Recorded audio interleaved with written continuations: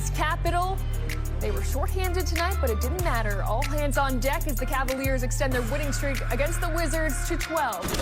Victory. Hi, everyone. Welcome into our FanDuel Sports Network studios. Alongside Booby Gibson, I'm Kaylee Griffin. The Cavaliers with a 134-124 victory over the Wizards. 19 lead changes and 17 ties here tonight. Booby, we knew that it was going to be somewhat of maybe an emotional hangover because we heard some of the guys talking earlier. They lost some of their friends to the Atlanta Hawks earlier today.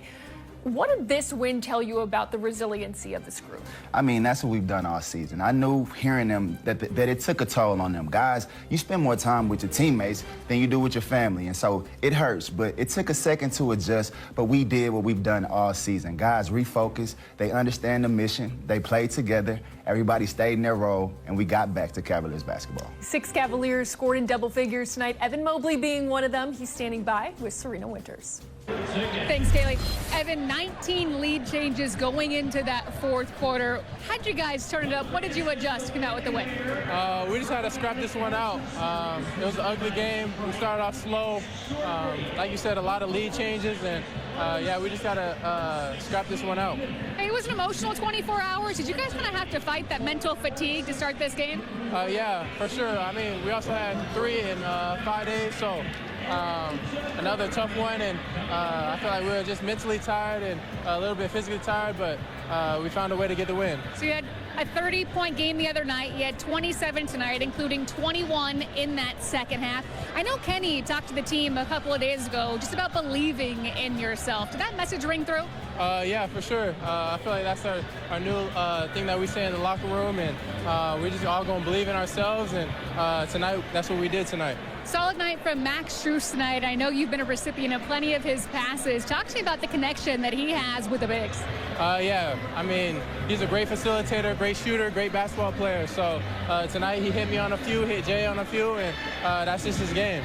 Evan, I know it's sad to see George and Karis go, but are you looking forward to bringing in DeAndre Hunter in here and learning how to work alongside him? Yeah, Karis and George, they're kind of real voices in the locker room, and so we definitely care about them. We're definitely going to send love to them, and but we're also excited for DeAndre Hunter and bringing him in and going super far with him. So appreciate you.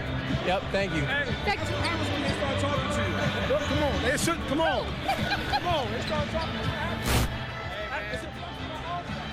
Yes, sir. What's he talking about? They just started yapping. I just did what I did. Did what you did? Yes, sir. Thank you, Kaylee. Serena, thank you. Well, it was a one-point game heading into the fourth quarter, Booby. The Cavaliers outscored the Wizards 40-31 in the final frame. 14 assists on 17 made field goals. How did they get back to playing Cavaliers basketball in those final 12 minutes? You know, throughout the game, like, guys were all in different positions. We only had 7 or 8 guys on the floor.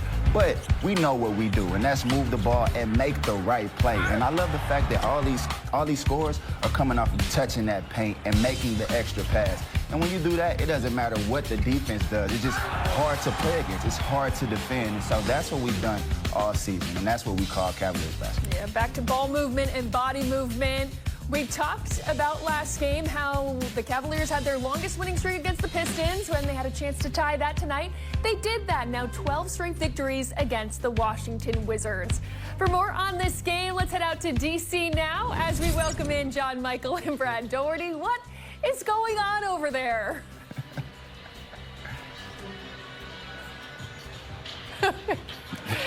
John, Brad, can you hear us? I guess the music's too loud. Now we can hear you. There we go. A moment ago. Did we just stand here with silly smiles on our face for like the last 10 seconds? For a good 10 seconds. Yeah. So that made it really awkward. I just smiled I too. hope we look great. Well, like it hasn't been easy for us, it wasn't easy for the Cavaliers here tonight as well. As they come alive in the second half. You know, we talked about it, Brad, at the break. The Cavaliers had the advantage inside. Not a lot of paint protection for this shorthanded Wizards team, and boy, they took advantage going to Evan Mobley early in the second half, and it paid off. Yeah, it was a concerted effort. You could tell to go in and establish that interior presence and make sure Evan touched the basketball consistently every time we came down the offensive end. He went to work right away, shooting left-handed hooks, right-handed hooks, being very aggressive around that rim, finishing strong, and it just changed the whole dynamic of the game, and it gave Cavs a great platform in that third quarter to work forward from. Ty Jerome came in, threw some tremendous alley-oop passes to him. I just thought Evan Mobley was just dynamic and really made a statement by getting inside and establishing that interior. When you look at Mobley's game-by-game performances, this is nothing new. When he has a game where you know he's disappointed, his bounce back is immediate as he's effective not only 2 nights ago in Detroit, but again this evening as he goes for 27. Yeah, he just, he's got so much ability, and he's so dynamic. He's going to be able to change the game through his ball handling, through his shooting, but mostly his length and athleticism, especially around that basket, is just remarkable. And when we focus on that, it becomes a really difficult task for the other team to adjust just to him, because now you got Donovan Mitchell and Darius Garland, and it goes on and on. The Cavaliers improved to 42-10 on the season. We're coming home. It's Minnesota on Monday. We'll stand here and smile for a couple more seconds if you guys just want us to do that. Leave us in that 2 box. Will be great. Well, I actually heard that you guys are trying to settle in and listen to a concert that's taking place over there. Why not? That's why we. We're not going anywhere That's soon. why we had to stand up, because people are all over the place. People were walking on the floor in the middle of the second half. It's wild right here, right now. What the heck is going on in We're trying to get out of here and come home. We're trying to come home, Booby. We're just trying to get back to Cleveland, man. Yeah, get out of there. I don't know what's going on. It's time for you guys to come on home. John, Brad, thank you so much. Well, Booby, we heard them talking about Evan Mobley. What a performance he had here tonight. Again, 27 points and 7 rebounds. But Tower City always seems to find a way to get it done. Jared Allen, just as effective and efficient. He played just 27 minutes and took just 7 shots, but 12 points, 12 rebounds, his 28th double-double of the season. How would you describe his efficiency and how he's able to impact the game regardless of how many shot attempts he gets? There you go.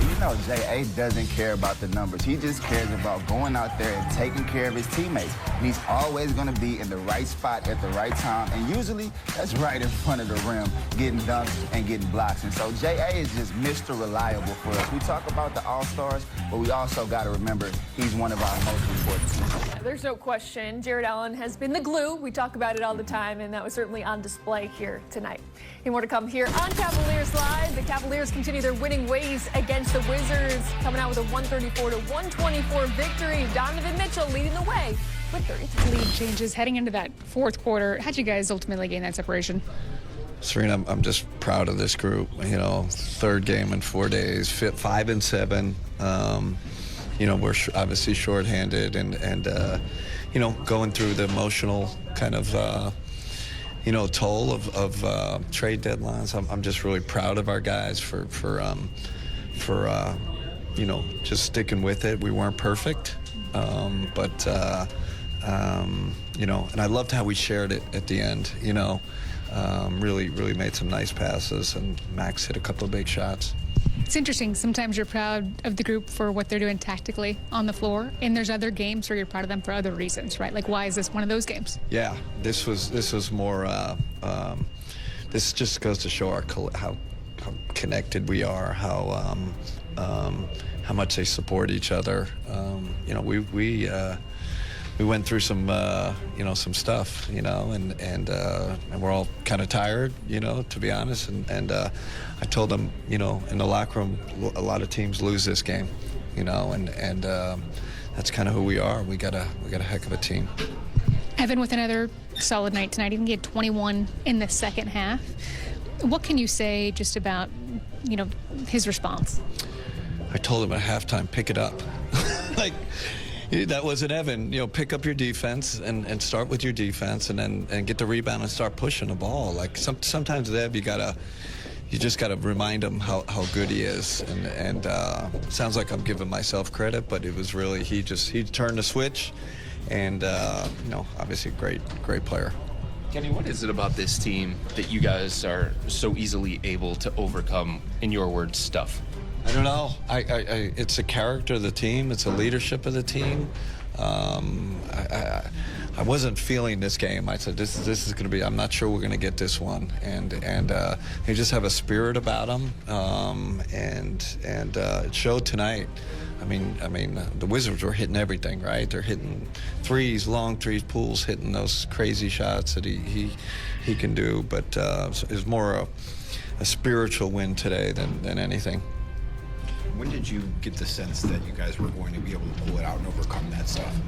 Not till mid fourth quarter, you know, when we took the, you know, kind of got a little bit of a spread there, but before that, I wasn't too optimistic, especially the way they were shooting the ball, and then obviously we started pinging the ball around and really made some nice passes, nice plays. Guys hit some big shots. How difficult is it for a group to find that level of focus that's needed when going through something? I think it's hard. That's all I kept saying. I wasn't mad at them because we were playing bad defense. I said, just we got to refocus. Sometimes it's just it's a mental focus that you need to get through a game like that. And you know, you saw the first 5 minutes was disastrous, right? Like we could lose by 30. And I said, man, just keep. We gotta focus mentally, and they locked in, and but we played better. Let's take a look at our FanDuels. Make every moment more for